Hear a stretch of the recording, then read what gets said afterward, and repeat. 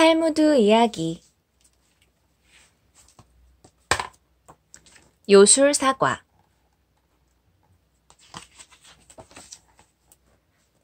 어느 나라 임금님의 외동딸이 깊은 병에 걸렸습니다. 용하다는 의사들도 공주님의 병에는 설레설레 고개를 저었지요. 마침내 임금님은 온 나라에 알렸어요. 누구든지 공주의 병을 낫게 해주는 사람에게는 큰 상을 내리고 사위로 삼겠노라. 마침 이 나라의 한 산골 마을에는 아주 귀한 보물을 한 개씩 갖고 있는 삼형제가 살고 있었답니다. 이런! 공주님이 병에 걸리셨대. 아무리 먼 곳이라도 볼 수 있는 만원경으로 이곳 저곳을 둘러보던 맏형이 말했어요.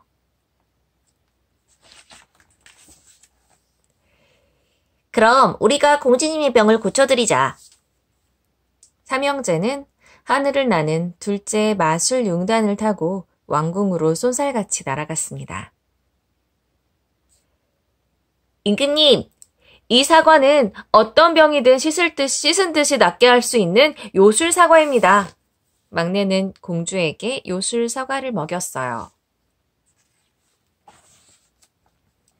그러자 신기하게도 공주의 병이 씻은 듯이 나았지 뭐예요? 임금님은 너무도 기뻤어요. 아버님, 몸이 날아갈 듯해요. 허허, 그런데 셋 중에 누구를 사위로 삼지?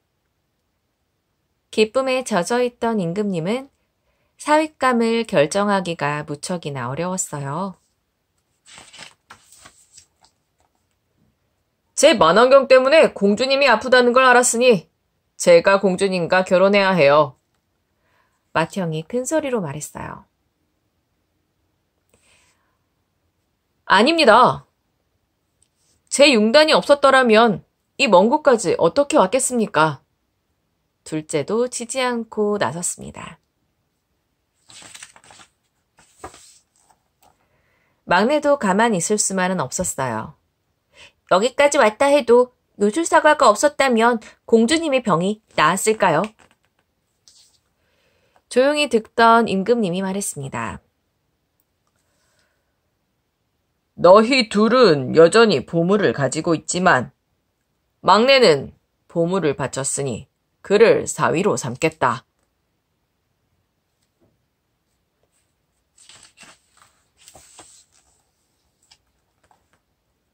맏형과 둘째 그리고 막내는 모두 공주를 살려내는데 아주 큰 힘을 보탰죠. 삼형제 중 누구 하나라도 빠졌다면 공주를 구할 수는 없었을 거예요. 공주를 구해낸 후에도 맏형에게는 망원경이, 둘째 형에게는 마술 융단이 그대로 남아있잖아요. 하지만 막내는 공주를 구하기 위해 자기에게 가장 소중한 요술 사과를 선뜻 내놓았습니다. 사과를 먹으면 없어지는 것인데도 말이에요. 누군가를 위해서 뭔가를 할 때는 이렇게 자기의 모든 것을 바치는 것도 마다하지 않는 자세가 필요하답니다. 못생긴 그릇. 얼굴은 못생겼지만 학문이 뛰어나고 지혜로운 라삐가 어느 날 로마의 예쁜 왕비를 만나게 되었답니다. 라삐를 본 왕비는 웃음을 참지 못했어요. 호호호호호, 뛰어난 총명이 정말 못생긴 그릇 속에도 들어있군요. 그러자 라삐는 대뜸 물었습니다. 왕비님, 대궐 안에 술이 있을 텐데 모두 어떤 그릇에 담겨 있죠? 그야 보통 항아리나 질그릇 같은 것에 담겨 있죠. 그러자 라삐는 크게 놀란 채 했어요.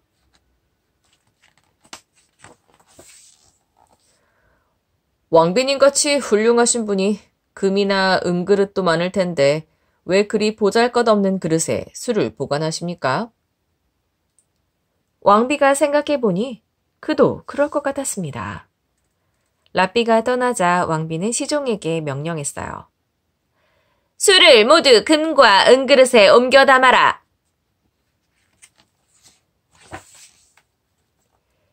그 후 술 맛은 변해버렸죠. 어느 날 술을 마시던 황제가 소리쳤어요. 누가 이 술을 이런 그릇에 담았느냐? 얼굴이 새빨개진 왕비가 나섭니다. 폐하가 드실 술은 금이나 은그릇에 보관해야 될 것 같아서. 왕비는 그 길로 랍비를 찾아가 다짜고짜 따졌습니다. 왜 내게 거짓말을 했나요? 하지만 랍비는 빙그레 웃었답니다. 왕비님, 보잘것없는 그릇이 술맛을 더해주듯 못생긴 사람의 학식이나 총명이 더욱 빛날 수도 있답니다.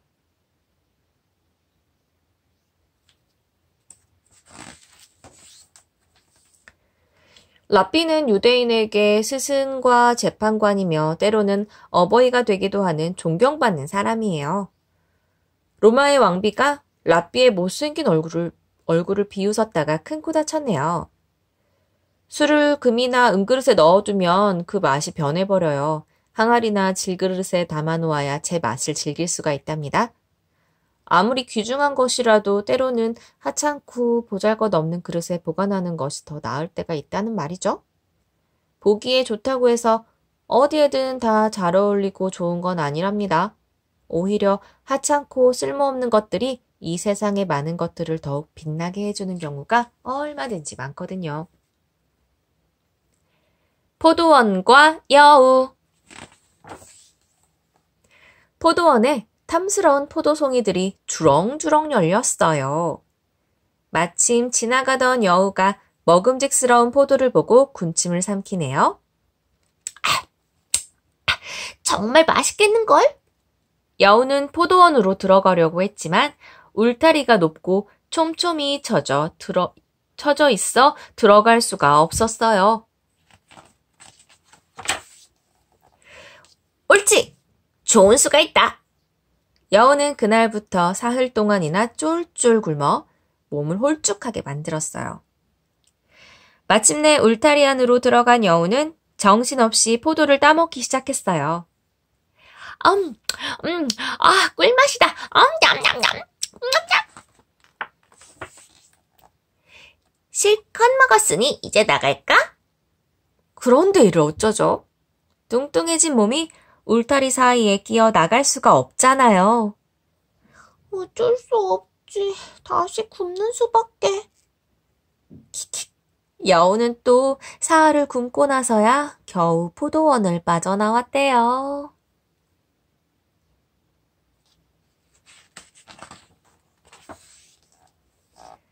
간신히 포도원을 빠져나오면서 여우는 이렇게 중얼거렸대요.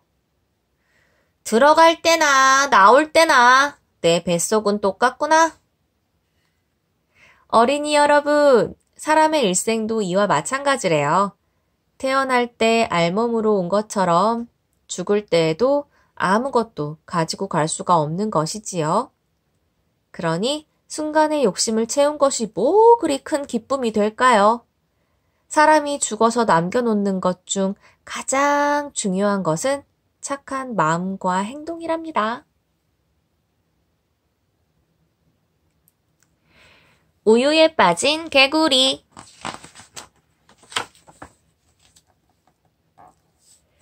개구리 3마리가 살았습니다. 개구리 3마리는 장난을 치다 그만 실수로 커다란 우유통에 빠져버렸어요. 한 마리가 말했어요. 여기서 꼼짝없이 죽는구나. 그러고는 꼬르륵 우유 속으로 빠져들었어요.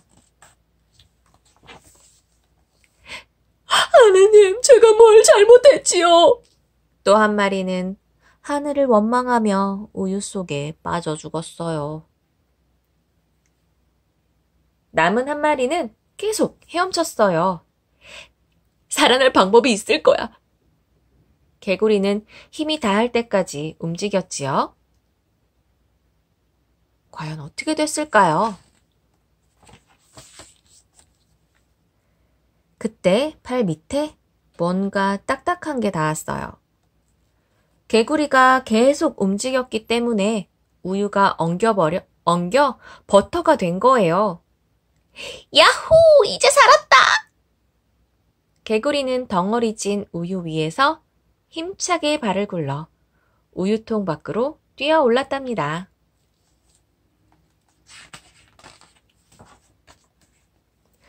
우유통 속에 빠진 개구리는 모두 3마리였는데 왜 한 마리만 살았을까요? 누구나 살다 보면 어렵고 힘든 일을 경험하게 됩니다. 그때 지레 겁을 먹고 포기하는 사람은 지는 거예요. 그러나 희망을 잃지 않고 끝까지 노력하는 이들에겐 언제나 새로운 기회가 생기지요. 3번째 개구리가 바로 그랬던 거죠. 쉽게 포기하지 마세요. 희망을 잃지 않으면 열정과 끈기, 그리고 용기가 불끈 솟아 무엇이든 해낼 수 있답니다. 수도사와 쥐. 길을 가던 수도사의 발 앞에 뭔가가 툭 떨어졌어요. 날아가던 독수리가 떨어뜨린 쥐였죠. 가엾게도 잔뜩 겁을 먹었구나. 수도사는 집에서 보살펴주고 싶었지만 아내가 쥐를 싫어했거든요. 신이시여, 이 가엾은 동물을 소녀의 모습으로 바꾸어 주십시오. 수도사는 무릎을 꿇고 간절히 기도했어요. 그러자 쥐가 정말 귀여운 소녀로 변했어요. 수도사는 소녀를 집으로 데려갔어요. 아내도 소녀를 아주 좋아하게 되었답니다. 수도사의 집에서 자란 소녀는 어느덧 시집갈 나이가 되었어요.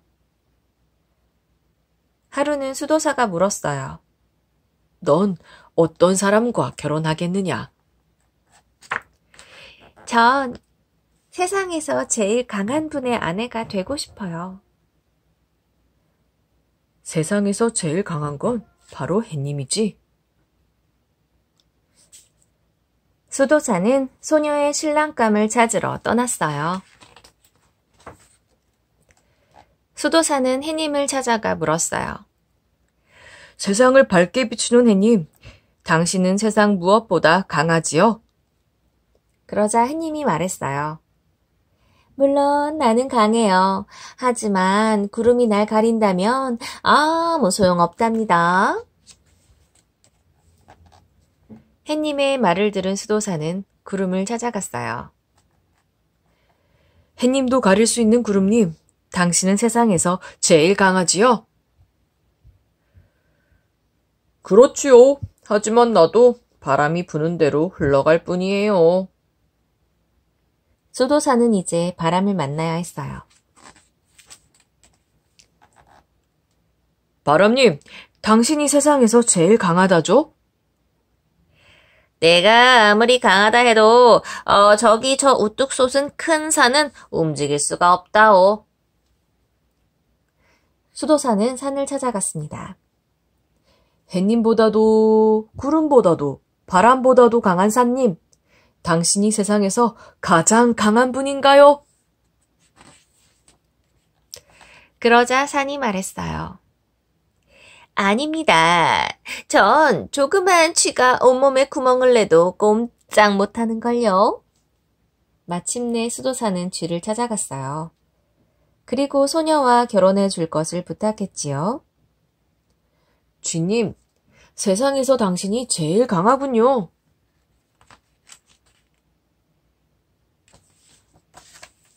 쥐는 깜짝 놀랄 수밖에 없었어요.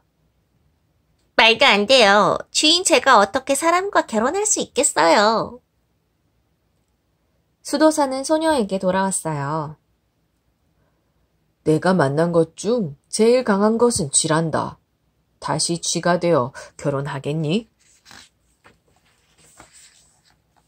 소녀는 기꺼이 그러겠다고 했지요.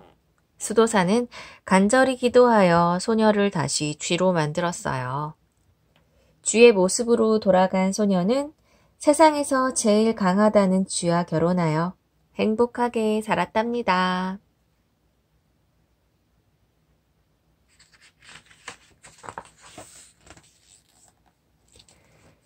세상에서 제일 강한 것과 결혼하겠다는 소녀를 위해 수도사는 곳곳을 찾아다녔어요. 햇님, 구름, 바람, 산, 그리고 작은 쥐. 그렇게 해서 찾아낸 것은 바로 작은 쥐였답니다.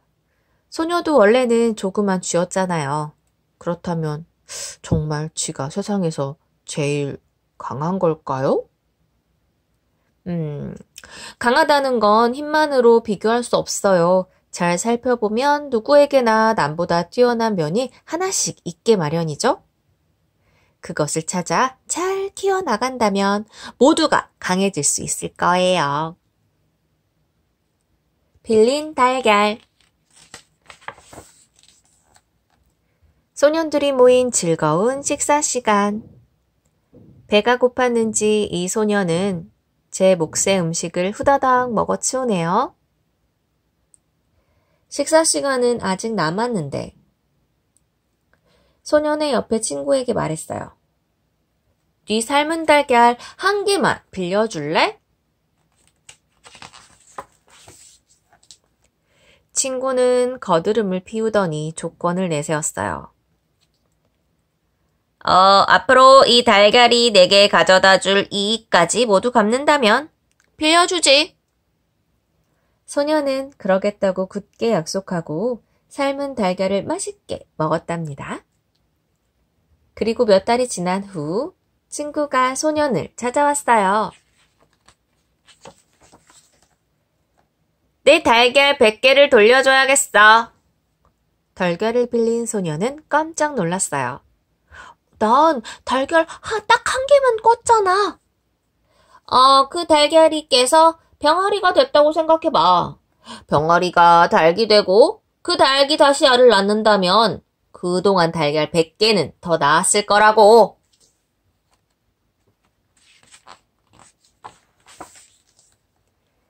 두 소녀는 왕에게 재판을 청했어요. 그런데 두 사람의 말을 다 들은 왕이 소년에게 100개의 달걀을 돌려주라는 판결을 내린 거예요. 억울한 소년이 한숨을 쉬며 힘없이 궁전을 나오는데 왕자님이 다가왔어요. 바로 훗날 지혜로운 왕이 될 솔로몬이었죠. 내가 지혜를 빌려드리죠. 솔로몬은 소년의 귀에 속삭였습니다. 소년은 좋아하며 달려갔어요.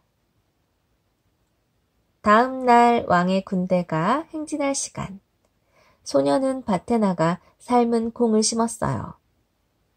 모두 이상하게 생각했죠.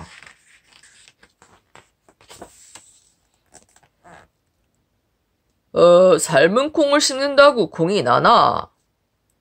대장이 묻자 소년이 되물었어요.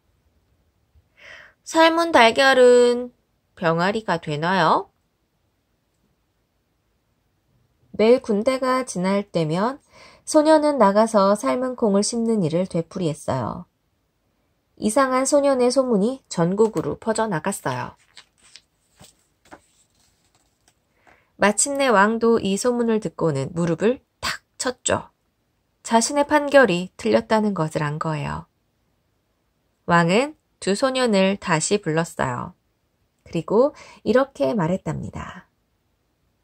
달걀 100개를 갚으라는 것은 터무니없다. 삶은 달걀 한 개만 갚도록 하여라.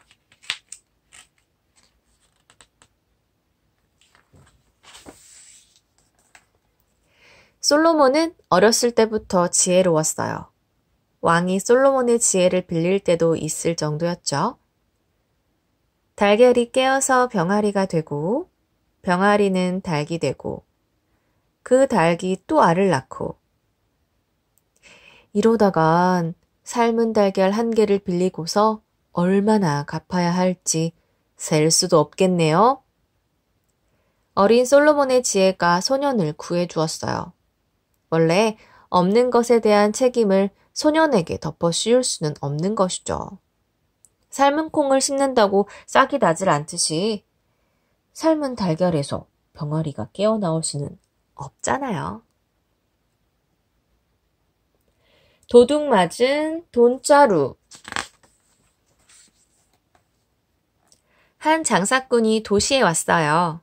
며칠만 기다리면 원하는 물건을 아주 싸게 살 수 있답니다. 하지만 큰 돈을 가지고 있으니 도둑이라도 맞을까봐 걱정이었어요. 옳지! 산속에 숨겨두면 되겠군.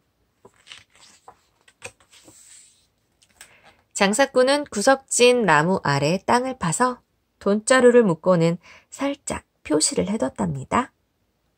아무도 본 사람은 없겠지? 며칠 후 장사꾼은 물건을 사기 위해 자루를 찾으러 갔어요. 그런데 아니, 내 돈이 어디로 간 거지? 돈자루가 감쪽같이 사라졌어요. 사방을 두리번거리던 장사꾼은 근처에서 오두막을 하나 발견했어요. 저 집에 사는 사람이 창을 통해 모두 본 거야. 장사꾼은 오두막 가까이 갔어요.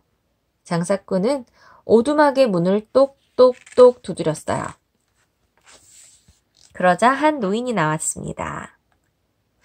저는 장사를 하는 사람인데 어르신께 의논할 것이 있어서 찾아왔습니다. 장사꾼은 모르는 채 노인에게 말을 걸었죠. 전 많은 돈을 가지고 다니거든요. 그중 반은 잘 숨겨뒀는데 나머지 반은 어찌해야 좋을까요?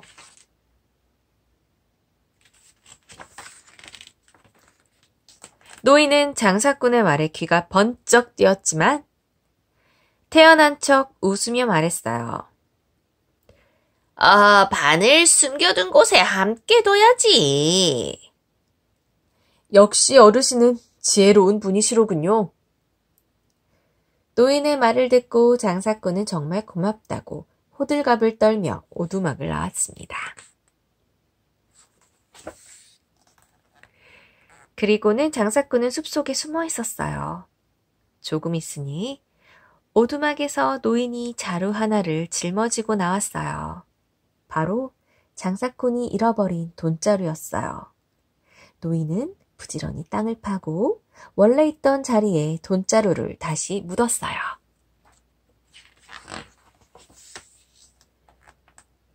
이젠 돈자루가 둘이 되겠군. 노인이 좋아하며 오두막으로 들어가자 숨어있던 장사꾼이 얼른 밖으로 나왔어요. 그리고는 땅을 파헤쳐 돈자루를 다시 꺼냈습니다. 돈자루를 꺼낸 자리에 돌만 한가득 묻어두고 장사꾼은 불이 나게 산을 내려왔대요.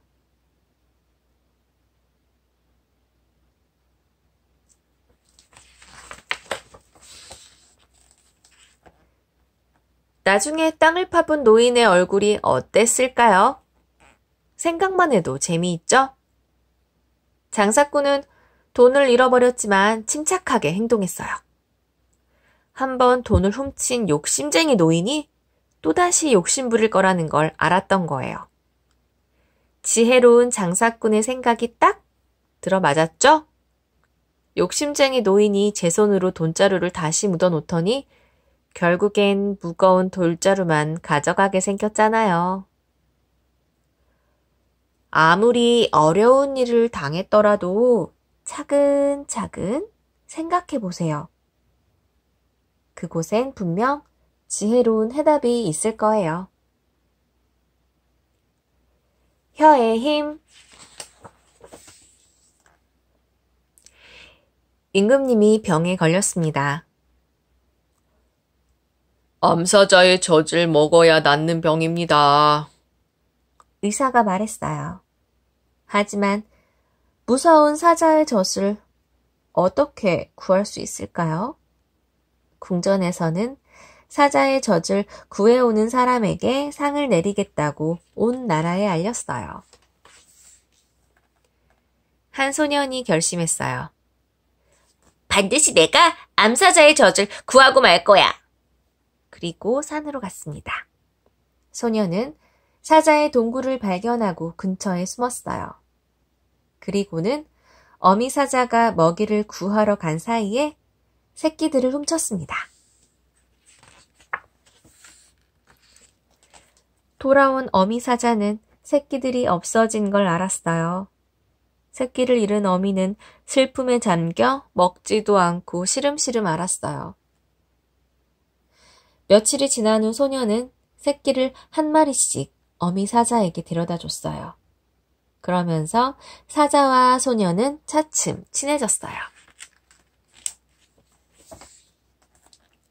마침내 어미 사자와 소녀는 친구가 되었죠. 소녀는 사자의 젖을 쉽게 얻어냈지요. 이제 상금은 내 몫이라고. 소녀는 사자의 젖을 가지고 궁전으로 향했어요. 그런데 그때 소년의 몸 각 부분들이 서로 말다툼을 벌이기 시작했어요. 먼저 발이 나서서 말했어요. 야, 내가 없었다고 생각을 해봐. 사자의 굴 근처에는 가지도 못했다고.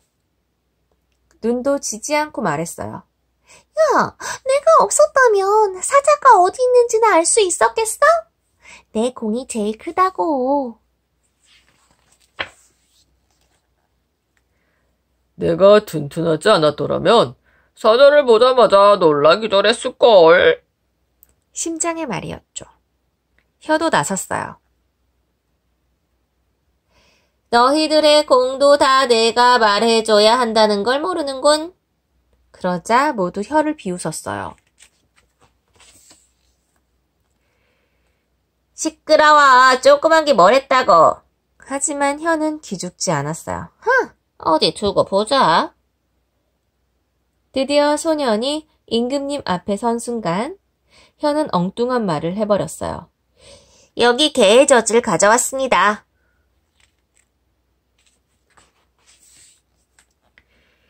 이게 무슨 말이에요? 모두 놀라지요. 혀야, 우리가 잘못했다. 몸의 각 부분들은 쩔쩔대며 혀에게 사과했어요. 그제서야 소녀는 이렇게 말할 수 있었답니다. 임금님, 암사자의 젖을 구해왔습니다. 어서 드시고 기운을 차리십시오.